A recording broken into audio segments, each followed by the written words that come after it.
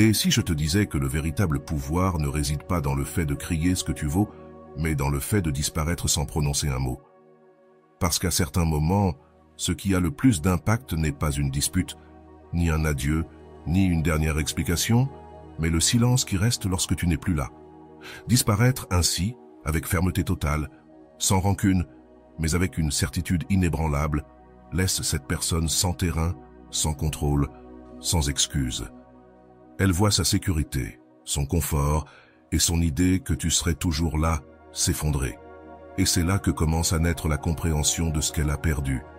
Ce n'est pas un acte de vengeance, mais un acte de dignité, de respect de soi, d'amour propre, si fort qu'il n'est plus nécessaire de prouver quoi que ce soit à personne. Prépare-toi à découvrir comment le silence peut être ton arme la plus puissante et comment disparaître avec élégance peut être la décision qui changera tout. Avant de commencer, je veux que tu prennes un moment pour écrire dans les commentaires. Mon changement commence maintenant avec le stoïcisme. Fais-le comme un engagement envers toi-même, un premier pas vers la meilleure version de toi. Avançons ensemble sur ce chemin. Numéro 1. Reconstruction émotionnelle.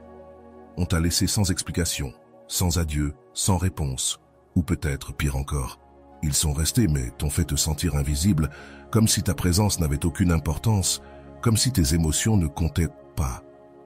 Et après avoir donné tant de toi, il ne restait que l'écho de tes propres pensées, te demandant encore et encore « qu'ai-je fait de mal ?» Ce vide peut te faire croire que tu ne vaux pas assez, qu'il y a quelque chose de brisé en toi, mais la vérité, c'est que tu n'es pas brisé, tu es blessé. Et une blessure ne définit pas ta valeur. Elle indique simplement que tu as besoin de te reconstruire de l'intérieur. La bonne nouvelle, c'est que le cerveau humain a une capacité merveilleuse. Il peut se régénérer, non seulement physiquement, mais aussi émotionnellement. Les études en neurosciences montrent que lorsque tu t'adonnes à l'introspection, lorsque tu te traites avec compassion et que tu te parles comme tu parlerais à quelqu'un que tu aimes, des circuits neuronaux s'activent, renforçant ton estime de toi et réduisant l'impact du traumatisme émotionnel.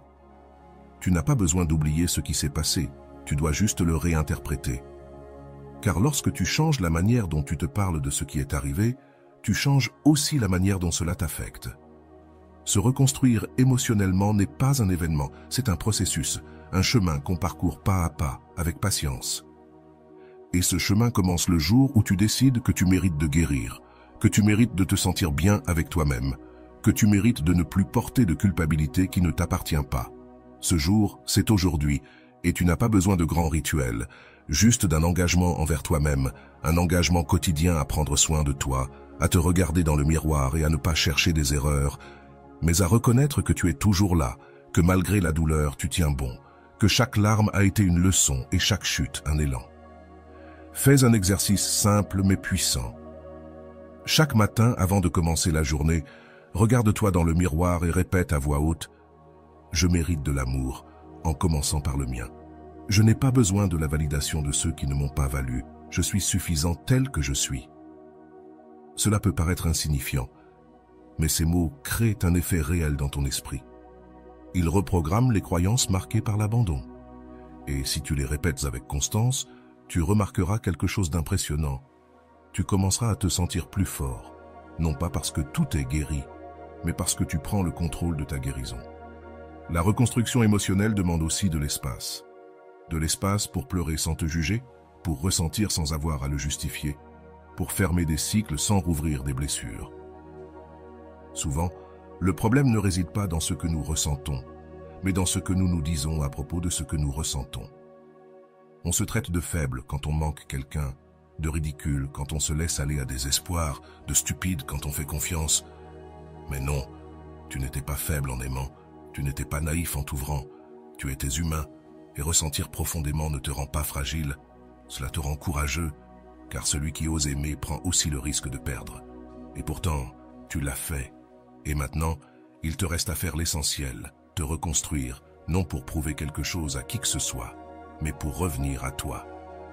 Pour que, lorsque quelqu'un viendra, tu ne cherches pas à ce qu'il te complète, mais qu'il t'accompagne, pour que l'amour ne soit pas une nécessité, mais un choix conscient.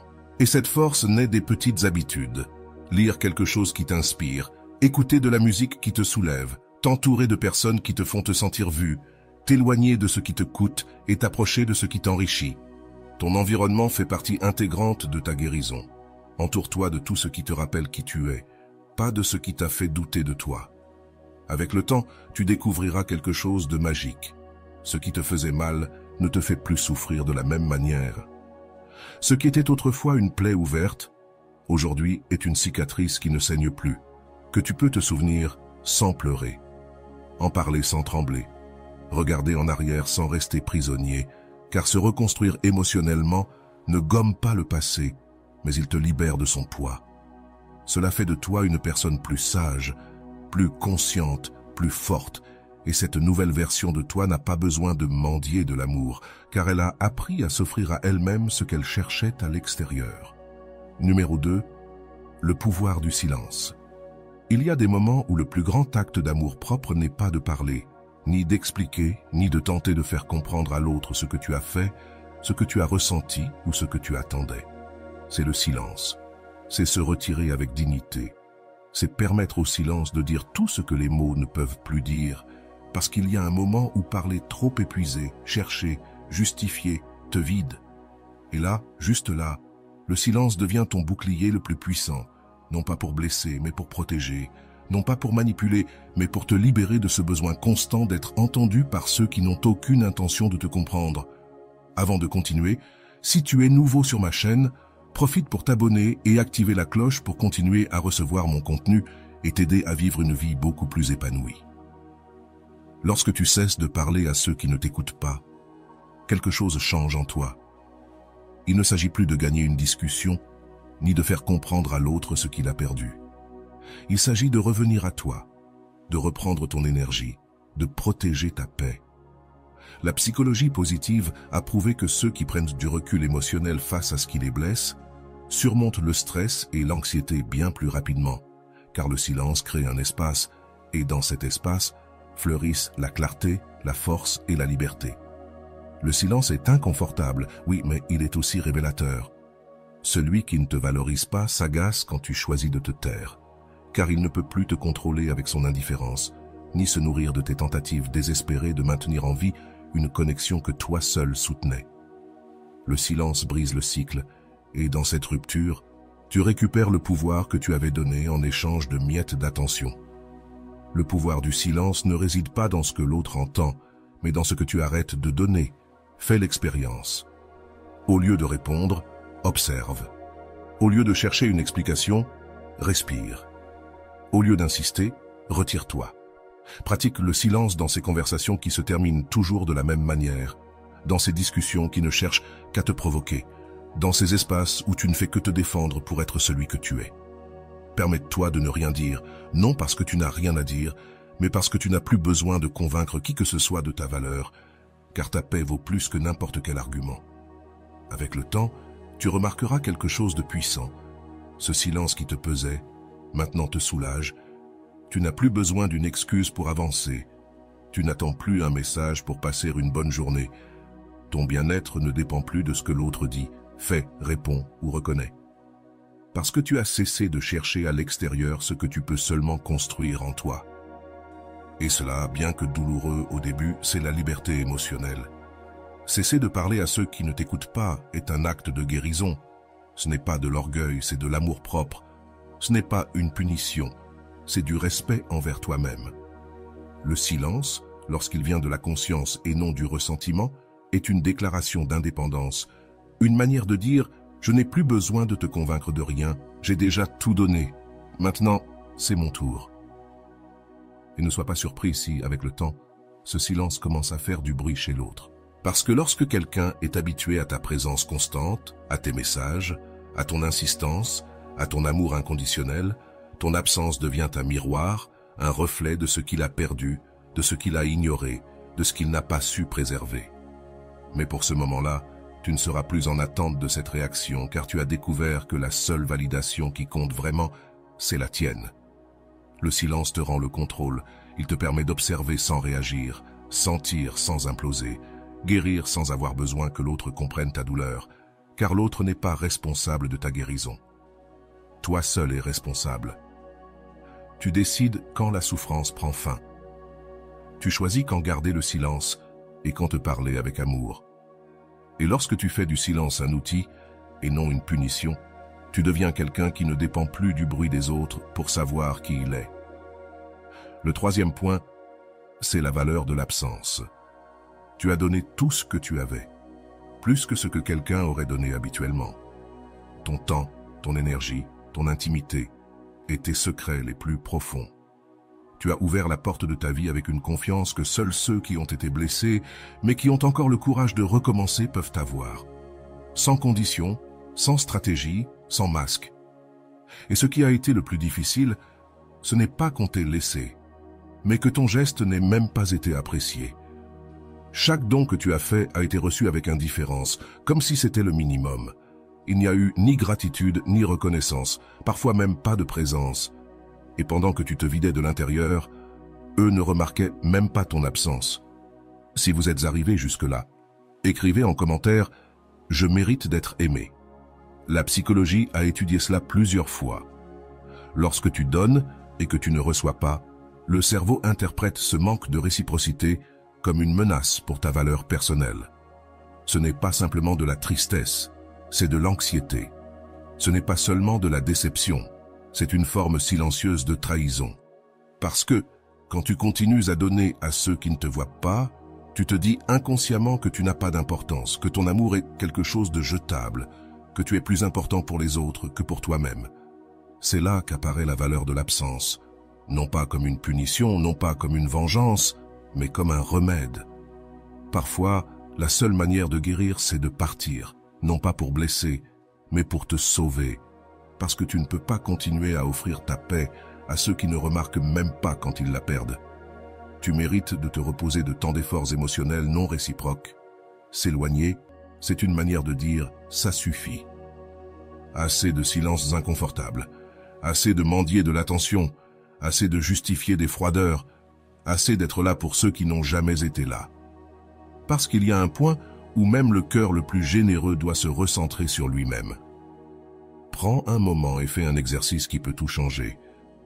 Ferme les yeux et rappelle-toi les fois où tu as tout donné. Les fois où tu as priorisé quelqu'un au-dessus de toi, les fois où tu as pardonné sans qu'on te demande pardon. Et maintenant, réponds-toi sincèrement. Qu'est-ce que j'ai reçu en retour? Combien de fois ai-je été celui qui a tout soutenu pendant que l'autre ne remarquait même pas? Est-ce que ça vaut la peine de continuer à verser de l'amour dans une terre qui ne porte pas de fruits? Réfléchis et sois honnête avec toi-même. Personne ne peut te donner ce moment de lucidité, sauf toi. Lorsque tu prends du recul, lorsque tu choisis de disparaître là où tu n'es pas apprécié, quelque chose s'active en toi. L'absence, au lieu d'être un vide, devient un espace de reconstruction. Tu recommences à te voir, à t'écouter, à te prioriser, à comprendre qu'aimer n'est pas se sacrifier jusqu'à ne plus rien avoir. C'est partager depuis l'abondance, pas depuis le besoin. C'est marcher aux côtés de quelqu'un, pas derrière quelqu'un qui ne s'arrête même pas pour te regarder. Le résultat est puissant. Tu te rends compte que tu n'as pas perdu cette personne. Tu t'es trouvé toi-même.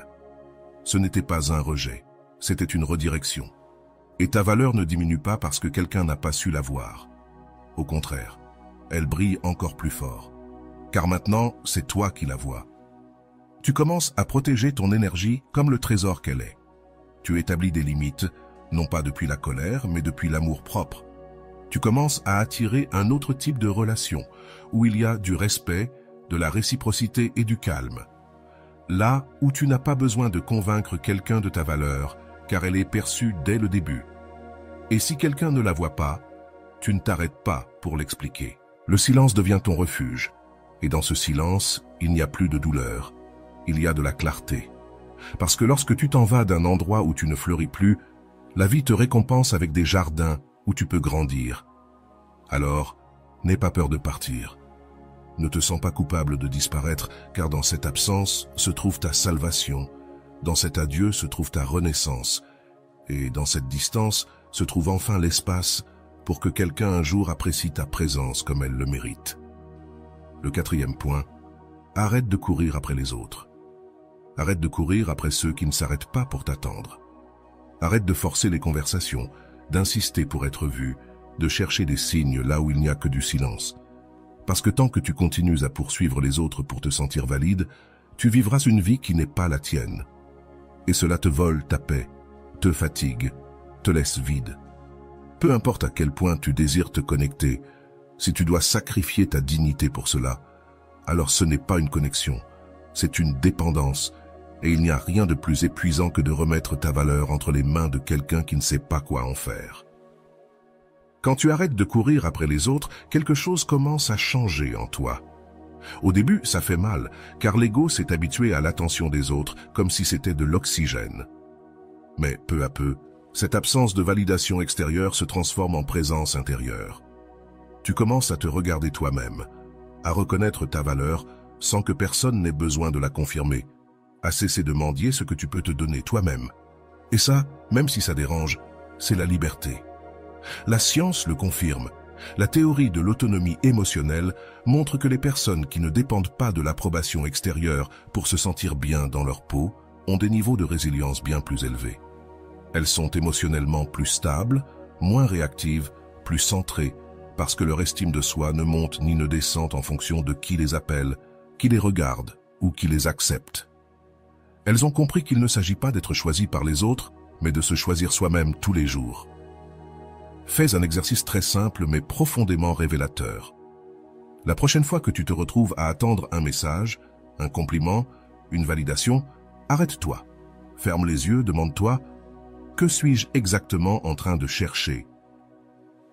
Pourquoi ai-je besoin que cette personne le dise pour me sentir bien? Et puis, réponds-toi sincèrement. Est-ce que je pourrais me donner ce que j'aspire tant? Pratique l'auto-acceptation comme si c'était ton refuge. Rappelle-toi de ta valeur, non pas comme une affirmation vide, mais comme une vérité intérieure que personne ne peut discuter. Arrêter de courir après les autres ne signifie pas se déconnecter du monde. Cela signifie se reconnecter avec soi-même. Cela signifie marcher à ton propre rythme, sans essayer de convaincre quiconque de t'accompagner. Cela signifie apprendre à dire « Si tu n'es pas là, je continue. Si tu ne me choisis pas, je me choisis. » Et cela change complètement ton énergie. Tu n'arrives plus par besoin, mais par abondance.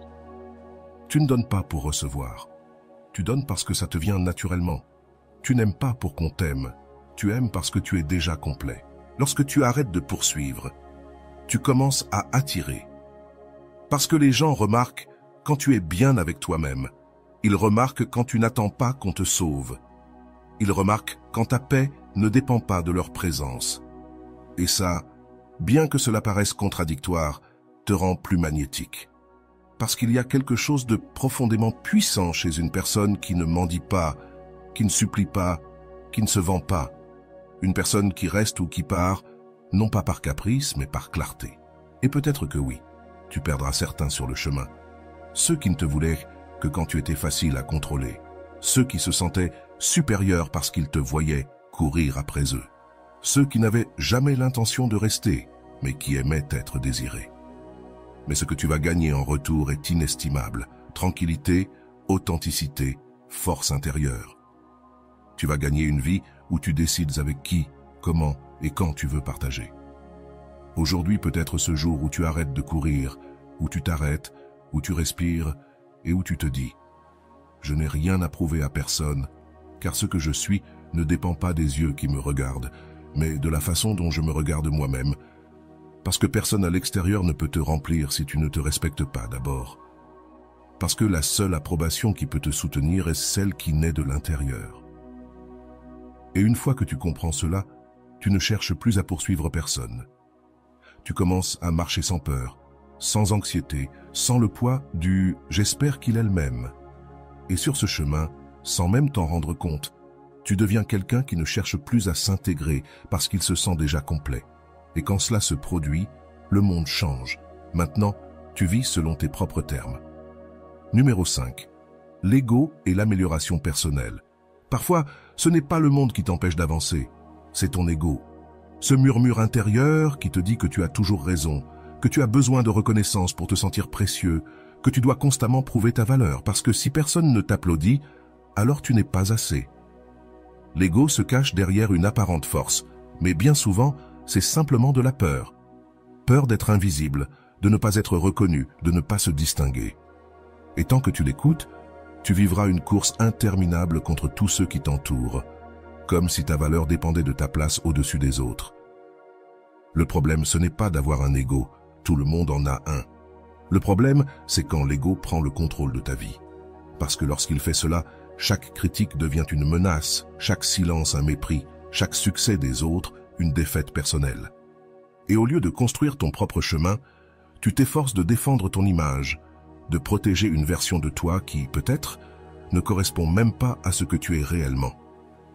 Et c'est là que la croissance s'arrête, parce que personne ne peut évoluer s'il n'est pas prêt à se regarder avec honnêteté, à reconnaître ses erreurs, à dire « je me suis trompé, mais je peux m'améliorer ». La science le confirme. Diverses recherches en psychologie ont montré que les personnes trop centrées sur leur ego ont plus de difficultés à s'adapter, à apprendre des critiques et à construire des relations saines. Pourquoi ? Parce que leur identité est tellement fusionnée avec le besoin d'approbation externe que tout ce qui remet cela en question est perçu comme une attaque personnelle. L'ego ne permet pas de flexibilité, d'humilité, ni de vulnérabilité. Mais la croissance, la vraie croissance, vient précisément de là. Reconnaître ses limites, ses échecs, ses ombres, pratique l'humilité comme une habitude quotidienne, non comme une faiblesse, mais comme un choix conscient de ne pas te laisser dominer par cette voix qui veut toujours avoir le dernier mot. Et quand tu sens que ton ego se réveille, quand tu t'offusques, quand tu te vexes parce que quelqu'un ne t'a pas donné de crédit, quand tu te compares aux autres, arrête-toi, respire, demande-toi, cela affecte-t-il vraiment ma valeur? Ou est-ce seulement mon ego qui est blessé? Apprends à distinguer ce qui touche ton essence et ce qui dérange seulement ton ego, parce que la plupart des conflits internes ne sont que des blessures d'orgueil mal gérées. La compassion envers soi est aussi clé, parce que souvent, l'ego ne naît pas d'un excès d'amour propre, mais d'un manque profond de celui-ci, d'une insécurité qui doit être couverte par des réalisations, des titres, des éloges. Mais tu n'as rien à prouver pour être digne. Tu n'as pas besoin d'avoir toujours raison pour être précieux. Tu n'as pas besoin d'être admiré pour mériter du respect. Plus tu t'aimes toi-même, moins tu cherches l'approbation des autres. Et c'est l'un des grands signes de maturité émotionnelle. Arrêter d'avoir besoin d'une validation constante pour être en paix avec soi-même. Quand tu commences à faire taire ton ego, ta vision change. Tu vois plus clairement, tu écoutes avec plus d'ouverture, tu te libères du poids de l'apparence et tout à coup, le monde n'est plus une compétition, mais une opportunité. Une opportunité d'apprendre de tous, même de ceux qui te critiquent, de grandir avec chaque erreur au lieu de la cacher, de t'ouvrir sans peur que l'on voie tes imperfections, car tu n'as plus besoin de paraître parfait, tu as juste besoin d'être réel. Et ce qui est réel, ce qui est authentique, ce qui ne repose pas sur des apparences, c'est ce qui transforme véritablement ta vie. Avec le temps, cette pratique de l'humilité se transforme en force. Tu ne réagis plus avec colère quand on te corrige. Tu ne te compares plus pour attirer l'attention. Tu n'as plus besoin de prouver quoi que ce soit. Tu as compris que le vrai pouvoir ne réside pas dans l'imposition, mais dans la maîtrise de soi. Il ne réside pas dans la victoire sur les autres, mais dans la victoire sur soi. Et ce genre de victoire est le plus important, car il ne dépend pas des applaudissements, il ne disparaît pas avec les erreurs, et il ne se détruit pas quand le monde ne te voit pas. Numéro 6. L'importance de l'indifférence. Parfois, ce qui te libère le plus, ce n'est pas le pardon, ni l'oubli, ni même une explication. C'est l'indifférence, ce calme silencieux qui naît quand tu arrêtes de réagir à ce qui te perturbait avant. C'est cette décision consciente de ne plus dépenser une seule goutte d'énergie pour quelqu'un qui ne la mérite pas. Et non, il ne s'agit pas de froideur, d'orgueil ou de vengeance. Il s'agit de santé mentale, de respect de soi, d'apprendre à établir une distance émotionnelle sans bruit ni confrontation. Parce qu'une fois que tu apprends à être indifférent envers ceux qui t'ont fait te sentir petit, tu récupères tout ce qu'ils t'ont pris, ta voix, ta dignité, ta force. La dépendance émotionnelle fait de toi un esclave des actions et des paroles des autres. Elle te fait attendre des messages qui n'arrivent pas, pardonner des comportements répétitifs, justifier des absences qui te blessent. Mais quand tu choisis l'indifférence, tu dis à la vie « J'ai compris la leçon. Je n'ai plus besoin de prouver quoi que ce soit. Je n'ai plus à mendier de l'amour là où je n'ai reçu que des miettes. » Et cela te donne du pouvoir, un pouvoir silencieux mais imparable. car le véritable contrôle émotionnel ne se montre pas en criant, mais en restant en paix, tandis que tout le reste perd son sens. La science le confirme. Des études en psychologie ont démontré que les personnes émotionnellement stables savent quand se déconnecter, non pas parce qu'elles ne ressentent rien, mais parce qu'elles comprennent que leur identité ne dépend pas d'une relation, d'une approbation ou d'une validation externe. L'indifférence, lorsqu'elle est authentique, ne cache pas, elle clarifie, elle ne durcit pas, elle protège. Elle te permet de poser des limites sans drame, de rester toi-même sans demander la permission, car tu n'as pas besoin d'être compris par ceux qui ont choisi de ne pas te voir. Tu as seulement besoin d'être fidèle à toi-même. Et c'est là que commence le changement. Quand tu cesses de répondre à ceux qui ne t'ajoutent rien, quand tu deviens quelqu'un qui ne réagit pas sur un coup de tête, mais qui agit depuis la conscience. Fais l'exercice. Pense à toutes ces situations où tu t'es senti inférieur, confus, rejeté. Souviens-toi de ces moments où ta valeur semblait dépendre d'un autre. Maintenant, regarde-les de loin, depuis la version de toi qui n'accepte plus le minimum, depuis la personne prête à se protéger, même si cela implique de s'éloigner. Commence à rejeter ce qui te fait douter de toi, non pas avec colère, mais avec fermeté. Non pas avec des cris, mais avec des silences. Ne demande pas d'explication à ceux qui ont déjà laissé entendre qu'ils ne t'en donneraient aucune. N'insiste pas là où il n'y a plus de réciprocité. Ne te rabaisse pas pour t'adapter dans des endroits où il n'y a pas d'espace pour ta valeur. Chaque fois que tu choisis de ne pas réagir, tu construis un nouveau toi, plus fort, plus serein, plus libre. L'indifférence n'est pas la déconnexion émotionnelle, c'est la connexion avec toi-même. C'est te prioriser, c'est comprendre que ta paix n'est pas négociable, que tu ne peux pas continuer à offrir ta stabilité à des personnes instables, que ton temps est précieux et que ceux qui ne le valorisent pas ne méritent pas de faire partie de ta vie. Apprendre à être indifférent, c'est offrir le droit de guérir. C'est accepter que tout ne doit pas faire mal, que tout ne doit pas être compris, que tout ne doit pas être résolu. Certaines choses doivent simplement être lâchées, et quelque chose de magique se produit quand tu le fais. Quand tu n'as plus de réaction, les gens commencent à montrer leur vrai visage. Certains disparaîtront parce qu'ils ne peuvent plus te manipuler. D'autres essaieront de revenir parce qu'ils regrettent le contrôle qu'ils avaient sur toi, mais tu n'es plus le même. Car tu sais maintenant que ton silence dérange plus que n'importe quel mot, que ton absence pèse plus que ta présence forcée, et qu'il n'y a pas de plus grande déclaration de pouvoir que de regarder calmement ce qui te brisait avant. C'est ton moment de récupérer ce que tu as donné, de revenir à toi avec tout ce que tu as appris, de marcher la tête haute, non pas parce que le monde te l'a reconnu, mais parce que tu as décidé de le faire. L'indifférence n'est pas un mur, c'est une porte. Une porte qui te mène directement vers une vie où tu n'es l'esclave de personne, où tu n'as rien à prouver, où la paix n'est pas une destination, mais ton point de départ. Et crois-moi, personne ne pourra t'arrêter. Numéro 7, le jeu de pouvoir émotionnel. Après que tu t'éloignes, après avoir décidé de ne plus répondre, de ne plus chercher, de ne plus quémander, quelque chose d'étrange se produit. Cette personne qui semblait indifférente commence à apparaître. Ce n'est pas parce qu'il a changé, ni parce qu'il te valorise maintenant, mais parce qu'il a perdu quelque chose de plus important pour lui que ton affection, le contrôle. C'est là que commence le véritable jeu, le jeu de pouvoir émotionnel, un jeu dans lequel beaucoup tombent sans s'en rendre compte parce qu'ils se déguisent en intérêt, en regret, en besoin. Mais en réalité, ce qu'ils cherchent, c'est de te remettre dans une position de faiblesse, dans cette même position où eux étaient au centre et toi à la périphérie. La psychologie sociale le montre clairement. Lorsque quelqu'un n'a pas fait le travail intérieur pour grandir, mais sans qu'il perd son influence sur toi, il a tendance à recourir à des stratégies de manipulation émotionnelle. Il joue avec ta nostalgie, tes blessures ouvertes, ton besoin de fermer des cycles.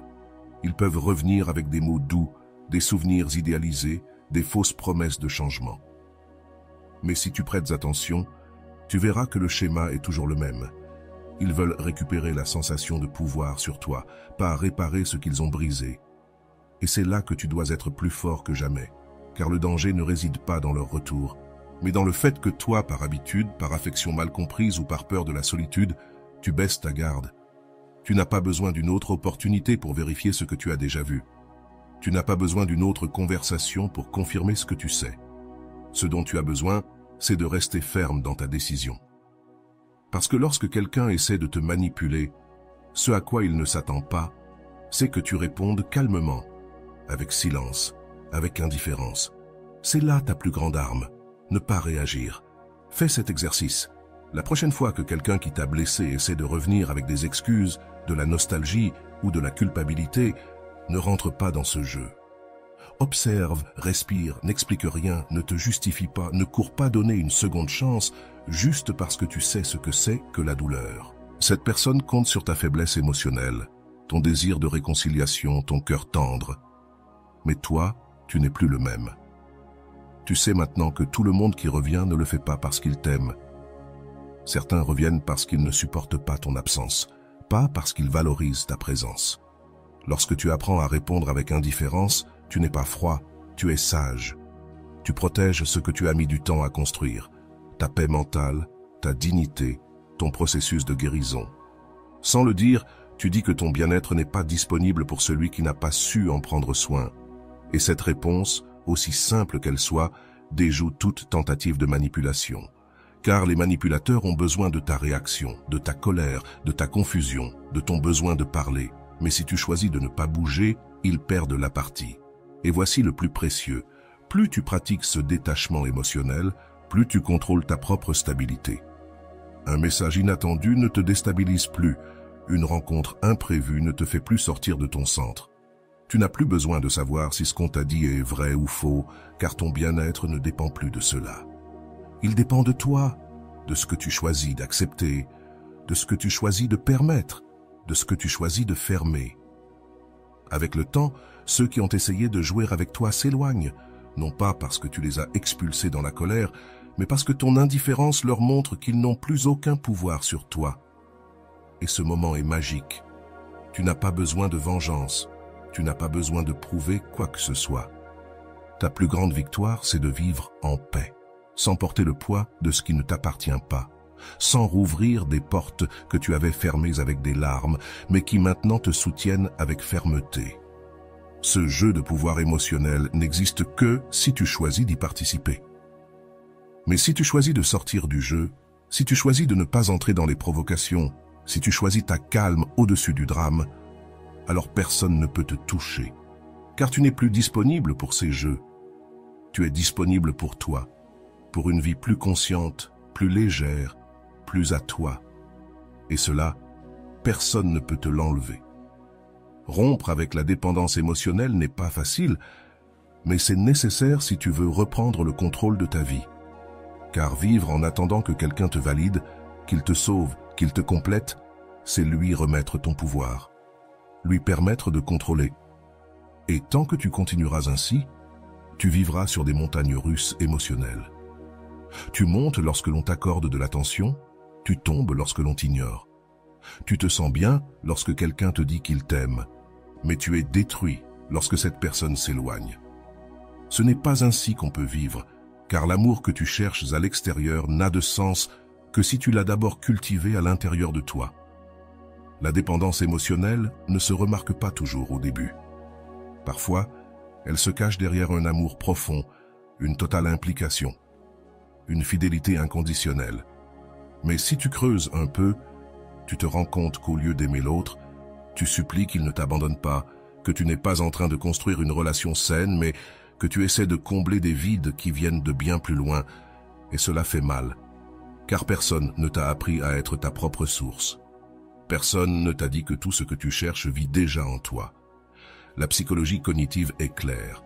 Les personnes qui réussissent à briser les schémas de dépendance émotionnelle développent une résilience supérieure. Elles se sentent plus capables de gérer leurs émotions, prennent de meilleures décisions et établissent des relations beaucoup plus équilibrées, car elles ne réagissent plus par la peur, mais avec conscience. Elles ne s'accrochent plus, elles choisissent. Elles n'ont plus peur d'être seules, elles l'apprécient. Et lorsque tu atteins ce point, ta vie change complètement. Commence par identifier ces relations où tu te sens plus faible que toi-même, où tu as besoin d'une réponse pour te sentir tranquille, où l'anxiété t'envahit lorsque l'autre s'éloigne, se tait ou ne répond pas comme tu l'attendais. Observe tes réactions sans te juger. Reconnais simplement, car ce que tu reconnais peut être transformé. Une fois que tu as compris, commence à établir des limites, non pas pour t'éloigner dans la douleur, mais pour protéger ta paix, pour te rappeler que ton cœur n'est pas fait pour supporter des fardeaux qui ne lui appartiennent pas. Une limite peut être aussi simple que d'arrêter de répondre immédiatement, de ne plus justifier chaque émotion, de dire non quand avant tu cédais toujours, de te donner de l'espace pour respirer lorsque tu sens que tu te perds dans l'autre. Car chaque limite que tu poses est une déclaration. Mon bien-être compte. Et tu n'as pas besoin que l'autre le comprenne ou l'accepte. Il te suffit de le soutenir toi-même. Au début, tu ressentiras de la peur, car briser un schéma, c'est marcher sans terre connue. Tu voudras revenir, tu penseras que tu exagères, que c'était peut-être toi qui attendais trop, mais ne te laisse pas tromper. Le schéma de dépendance cherchera toujours à justifier l'attachement. Il te suggérera que sans cette personne, tu ne pourras pas, que personne d'autre ne te comprendra. Il te dira que si tu t'éloignes, tu perdras quelque chose de précieux. Mais la vérité, c'est que ce que tu gagnes est encore plus précieux. Ta liberté émotionnelle. Et quand tu commences à vivre sans cette ancre, tu te sens plus léger. Tu n'es plus à la recherche de celui ou celle qui t'aimera pour te sentir valable. Tu n'es plus en alerte constante au cas où quelqu'un s'éloignerait. Tu n'es plus en train de calculer chaque mot, chaque geste, chaque silence, car tu comprends enfin que celui qui reste le fait parce qu'il veut, pas parce que tu en as besoin. Et tu mérites des relations qui naissent du choix, non de la peur d'être seul. Rompre avec la dépendance émotionnelle est un processus. Cela ne se fait pas en un jour, mais chaque pas que tu fais vers toi-même est un pas qui t'éloigne du vide. Tu réalises que la paix que tu cherchais chez les autres t'attendait dans ton propre silence. Que la sécurité que tu attendais de quelqu'un d'autre commence à croître lorsque tu prends soin de toi. Que la stabilité que tu désirais ne réside pas dans le contrôle de l'extérieur, mais dans le fait de te soutenir de l'intérieur. Tu te laisses drainer peu à peu par ses plaintes constantes, sa négativité, son manque de réciprocité, ce chantage émotionnel subtil qui te fait te sentir coupable d'imposer des limites. Et tant que tu restes là, à leur donner ton temps, ton attention, ta patience, tu resteras épuisé, confus, éteint, car tu utilises ton énergie pour maintenir des liens qui n'existent que lorsque tu les pousses. Les neurosciences ont prouvé que les relations émotionnellement drainantes n'affectent pas seulement ton humeur. Elles affectent aussi ta santé physique, augmentent le cortisol, diminuent ta capacité de concentration, perturbent ton sommeil, provoquent de la fatigue chronique. Ce n'est donc pas seulement une question de personnes difficiles, il s'agit de vivre dans un environnement qui épuise ta vitalité, de ton corps qui te crie ce que tu n'oses pas accepter. Tu ne peux pas continuer à gaspiller ton énergie là où il n'y a pas de retour. Fais un inventaire honnête. Regarde ton environnement, évalue tes relations. Demande-toi, avec qui est-ce que je me sens bien après avoir passé du temps? Et avec qui me sens-je épuisé, un peu confus? Qui me pousse vers l'avant? Qui me freine? Qui m'écoute sans juger? Qui n'apparaît que lorsqu'il a besoin de quelque chose? Les réponses sont là. Et il n'est pas nécessaire de tout rompre d'un coup. Mais il est temps de commencer à prendre des décisions. Réduire le temps passé avec certaines personnes n'est pas de la cruauté, c'est du soin personnel. Cesser de forcer des conversations n'est pas de la froideur, c'est de la dignité. S'éloigner du drame n'est pas du désintérêt, c'est de la maturité. Tu choisis où tu mets ton énergie, et cette décision définit ta vie. Car là où tu mets ton attention, tu grandis. Si tu la mets dans des relations toxiques, ton anxiété grandira. Si tu la mets dans des conflits sans fin, tu t'épuiseras. Mais si tu la mets en toi, dans tes projets, dans tes passions, dans ta guérison, ta paix grandira, ta clarté grandira, ta force grandira. Tu ne peux pas tout avoir en même temps. Tu ne peux pas prendre soin de tout le monde et t'oublier toi-même. Tu ne peux pas être la lumière dans la vie des autres en vivant dans l'obscurité à l'intérieur. Lorsque tu commences à protéger ton énergie, le monde ne comprend pas toujours. Certains s'offusquent, d'autres t'appellent égoïste, car ils étaient habitués à ton don constant, à ton oui automatique, à ta disponibilité sans limite. Mais toi, tu n'es plus là pour maintenir des dynamiques unilatérales. Tu n'es plus là pour porter des poids qui ne te concernent pas. Tu n'es plus là pour éteindre des feux étrangers pendant que les tiens te consument de l'intérieur, car tu as compris que ton énergie est finie et que tu dois l'utiliser avec intelligence. Et la plus belle chose, c'est ce qui commence à se passer lorsque tu fais ce changement. Tu te sens plus léger, tu te lèves avec plus de clarté, tu retrouves de l'enthousiasme pour des choses qui te semblaient lourdes auparavant. Ton esprit s'ordonne, ton cœur se calme, et tu commences à attirer un autre type de lien. Des personnes qui t'enrichissent, qui te respectent, qui n'ont pas besoin de te vider pour se sentir bien, car tu ne vibres plus dans le besoin, tu vibres dans l'accomplissement, l'équilibre et le respect de soi. Prendre soin de ton énergie n'est pas juste une jolie phrase, c'est un acte révolutionnaire. Décider que ton bien-être compte, que ta paix est une priorité, que tu n'es plus disposé à continuer à t'épuiser pour maintenir ce qui n'a plus de sens. Dès aujourd'hui, sois plus sélectif, non par arrogance, mais par sagesse. Non pas parce que tu te crois supérieur, mais parce qu'enfin tu as compris que tu mérites le meilleur. Et cela commence par toi, par la façon dont tu te traites, par ce que tu permets, par où tu choisis d'être. Car là où tu mets ton énergie, là fleurira ta vie. Le 10e point est le suivant. Le courage de faire de toi-même ta priorité. Être ta priorité n'est pas de l'égoïsme, c'est une survie émotionnelle. C'est reconnaître que si tu n'es pas bien, rien autour de toi ne le sera. Si tu ne prends pas soin de toi, personne d'autre ne le fera comme toi en a besoin. Si tu ne te choisis pas, tu finiras par attendre que les autres le fassent pour toi, et cela te brisera, car personne n'est obligé de te donner ce que toi-même ne te donne pas. Le jour où tu choisis de te mettre en premier, tout commence à prendre sens. Tu n'agis plus pour plaire, pour t'intégrer, pour recevoir de l'affection. Tu agis parce que tu te dois du respect, parce que tu mérites la paix, parce que tu comprends que ta vie ne peut pas dépendre de l'amour de quelqu'un d'autre. Quand tu vis en attendant une validation extérieure, chaque geste, chaque mot, chaque absence a le pouvoir de te détruire. Un message qui n'arrive pas, une réponse froide, une attitude indifférente. Tout cela te déstabilise, car tu as mis ton bien-être entre des mains extérieures et c'est un endroit dangereux pour déposer ce que tu as de plus précieux, ta paix. La neuroscience le confirme. Des études récentes montrent que la pratique quotidienne de l'autocompassion et de l'autoréflexion permet au cerveau de retrouver l'estime de soi et de réduire le stress. En d'autres termes, lorsque tu te priorises, ton esprit commence à guérir. Ton système nerveux se stabilise, ta perception de toi s'améliore, ton énergie change. Commence par quelque chose de simple. Offre-toi du temps chaque jour, rien que pour toi, pas pour remplir des obligations, ni pour répondre aux autres. Du temps qui soit uniquement à toi, exclusif, sacré. Cela peut être une marche, une méditation, un livre, un entraînement physique, ou même un moment de silence pour t'écouter. Fais-le sans culpabilité, sans excuse, sans avoir à te justifier.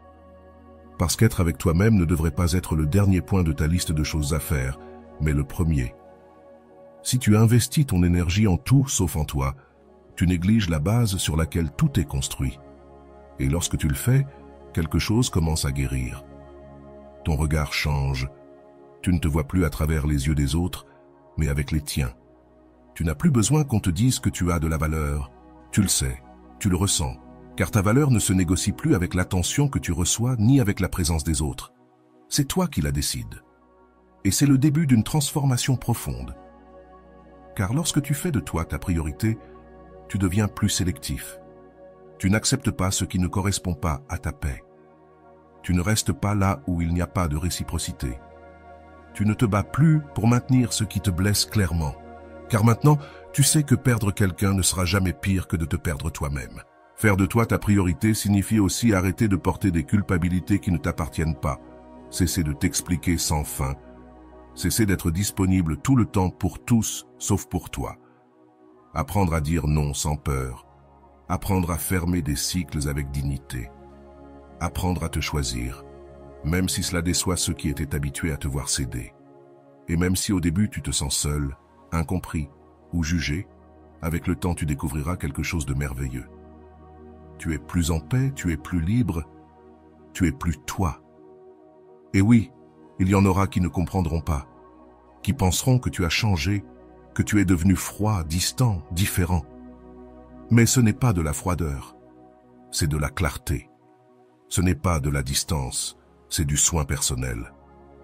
Ce n'est pas de l'égoïsme, c'est de l'amour propre. Parce qu'en te priorisant, tu ne rejettes pas les autres, tu arrêtes de te rejeter toi-même.